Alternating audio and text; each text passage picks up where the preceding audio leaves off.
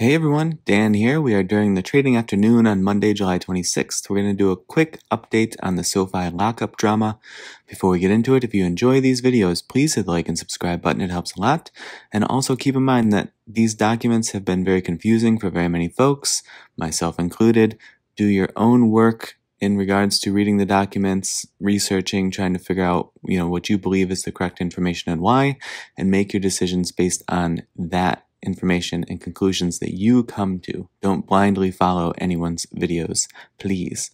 Okay, so SoFi, was jumping up quite nicely this morning and then has retraced nearly all the way. Basically, if we get back to this 1549 broader retracement level on the fib, then that's where we'll end up and see if we can sort of hold at that point.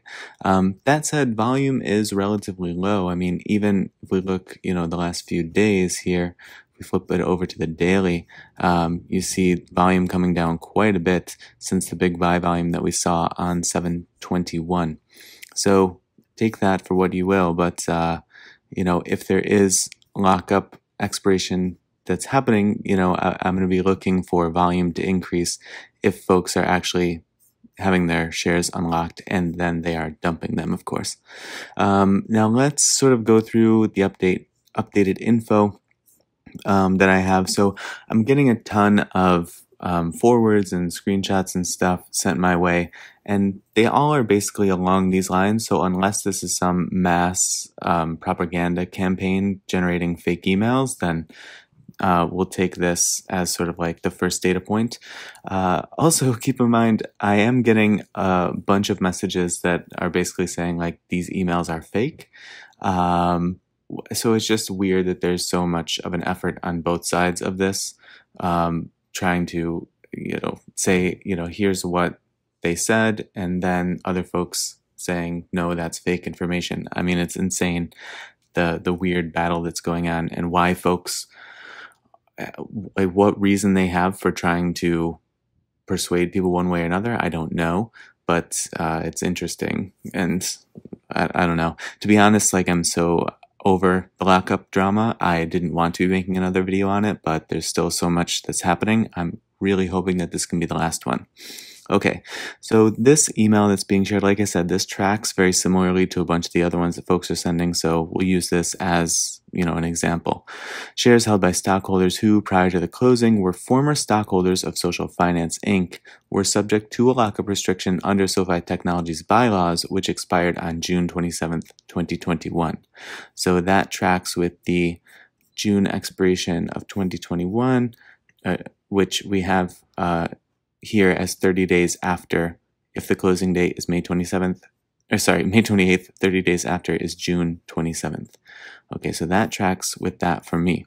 Additionally, other certain large stockholders, directors, and officers of SoFi Technologies are currently restricted from selling or transferring their shares, subject to certain exceptions specified in the lockup agreement, which was filed as Exhibit 10.8 on our Form 8K, filed on June 4th, 2021. Okay, such restrictions will end the earlier of 180 days. These numbers should all be very, very familiar to folks now. 33%, $12.50 per share threshold, 20 trading days within 30 trading period, and then the other one, additional 50% over $15, so on and so forth. So this would appear to me to say a couple of obvious things. One, there was some portion of a lockup that expired on June 27th. And like I said, that tracks with the document that I had here. 30 days after is June 27th. And then they're saying directors and officers are currently restricted from selling. This was sent on July 23rd, this email. And so if that's the case, then that would say to me that they are waiting for this 20 within 30 trading days situation, which again, if my count is correct, go back and do these counts for yourself. But as long as it's meeting those thresholds, 20 trading days after June 27th, I believe is July 26th, which is today. We can actually go right here and just count these at the moment. Why not? June 27th. Okay, so June 28th is the first trading day. All right. We have 1, 2, 3, 4, 5, 6, 7, 8, 9, 10, 11, 12, 13, 14, 15, 16, 17, 18, 19, 20.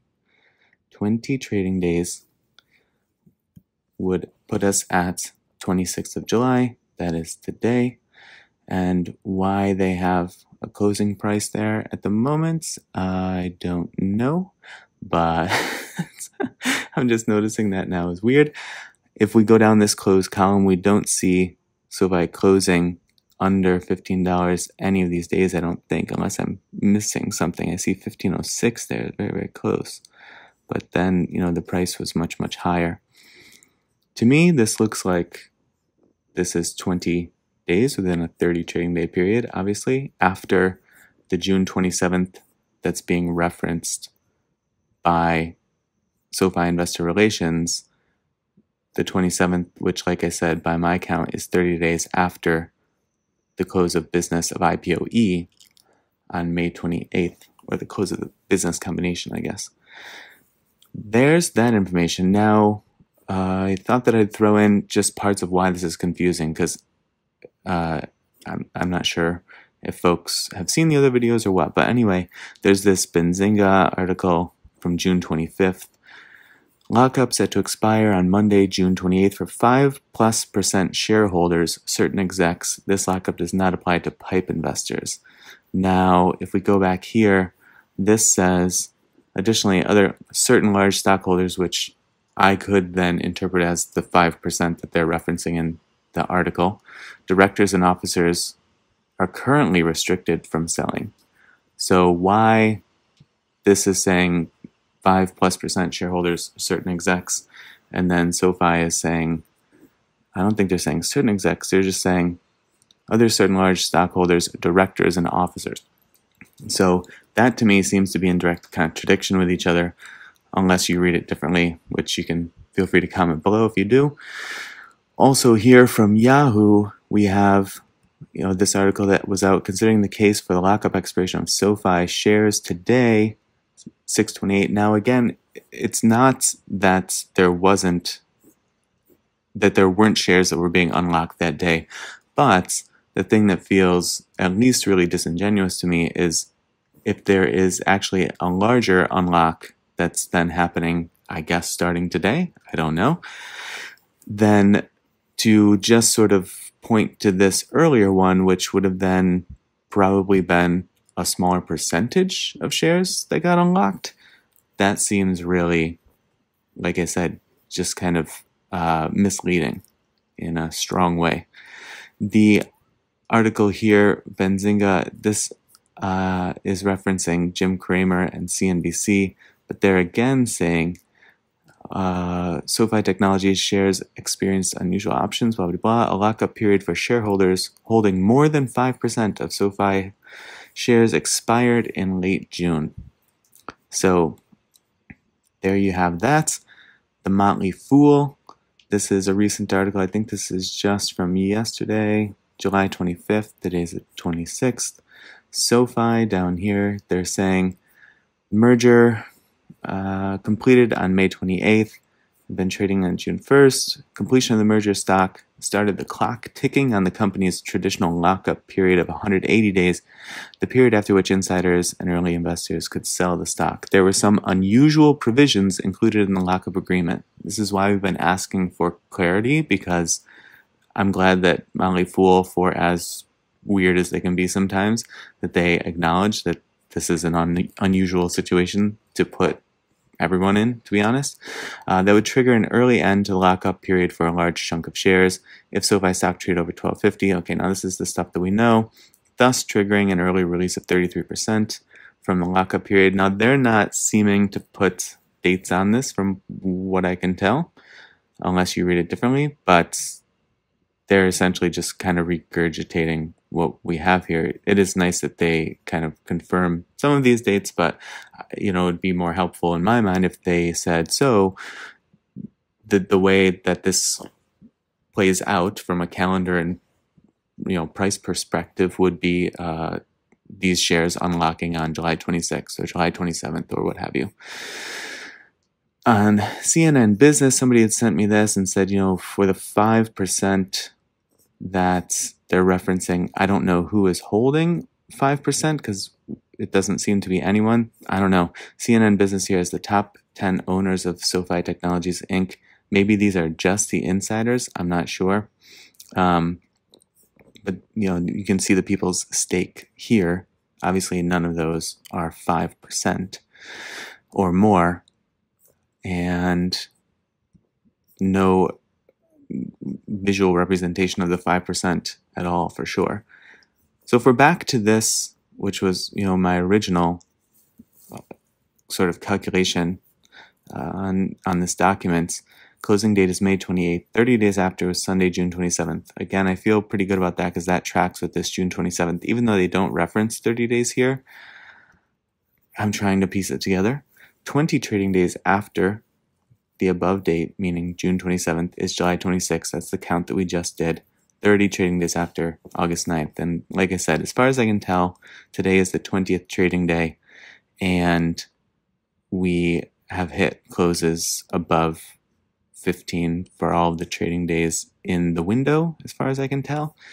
And then the question, I guess, is if today is the 20th trading day, does the lockup end after close today? That would be what I would suspect, that today being the 20th day, it has to at least finish the day and lock in the close, even though I guess we'll see. It'll be interesting if it closes at 1566 today and Yahoo called it early somehow. I don't know. I don't know what that is. It's very bizarre to me. Anyway, where do we sit? Okay, we're getting a little bit of a bounce right now, coming back, but down still almost an entire percent on the day. But again, I'm going to be looking for, if there's major volume increases tomorrow, I would be looking for that, because if there was a lockup that expired today, then, or a lockup that was, say, sufficed by the end of the day today, then my understanding is tomorrow they would be allowed to start selling. I don't know. This is all incredibly confusing. The other thing to mention here is, the folks who had the PIPE investment that were apparently never subject to any restriction, so they won't be restricted from selling any shares of SoFi Technologies common stock following the closing of the business combination. As such, sales of a substantial number of shares of SoFi Technologies common stock in the public market could occur at any time. So they're obviously issuing a warning there. The other thing is they go through here and they talk about the sponsor and SoFi stockholders will collectively own 76.9% of the outstanding shares, assuming that no one redeems them, or if everyone redeems them, 84.7%. And so this would seem to me then that PIPE owns whatever's remaining over that 84.7%, so about 15%, and that those could have always been available to be traded, plus then whatever fraction of the SoFi stockholders were unlocked at the end of June, which is kind of unknown, at least from the info that I have, but maybe you have additional resources that point to that. But those are sort of the numbers that I'm looking at. At this point, honestly, I'm just kind of taking it day to day and seeing if there is something that hits the market in one of these time frames that would line up with this, like today, tomorrow. Basically, I'm going to be watching it this week to see what's going to be happening. And if anything seems to get triggered and there are some large sales that come on, then just kind of act accordingly.